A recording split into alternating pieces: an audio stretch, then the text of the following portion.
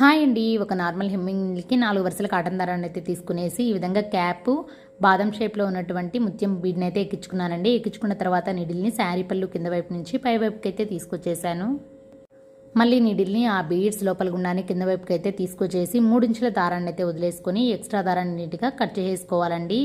Cut చేసుకున్న తర్వాత beads దగ్గర ఉన్నటువంటి దారాన్ని అటు ఇటు అనుకునేసి మధ్యలో ముందుగా ప్రిపేర్ చేసుకున్నటువంటి రేషియం థ్రెడ్‌ని అయితే ప్లేస్ చేస్తున్నానండి.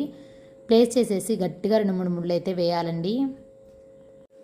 నాట్ అనేది కొంచెం గట్టిగా వేసుకోవడం వల్ల కుచ్చు అనేది లూజ్గా లేకుండా నీట్గా ఉంటుంది. ఫినిషింగ్ కూడా చాలా నీట్గా ఉంటుందండి. ఎక్స్ట్రా దారాన్ని నీట్గా కట్ చేసి ఒక చిన్న సింపుల్ మెజర్మెంట్ అండి. సింపుల్ మెజర్మెంట్ అంటే నేనైతే 1.25 ఇంచ్ మెజర్మెంట్ అయితే తీసుకుంటాను. అది మీ ఇష్టం అండి. 1.5 ఇంచ్ అయినా తీసుకోవచ్చు. ఈ విధంగా కుచ్చు లెంత్ అయితే కట్ చేసేసానండి. ఇప్పుడు ఒక నార్మల్ హెమ్మింగ్ నీడిల్‌కి జెరీ థ్రెడ్‌ని అయితే కట్టుకునేసి ఈ విధంగా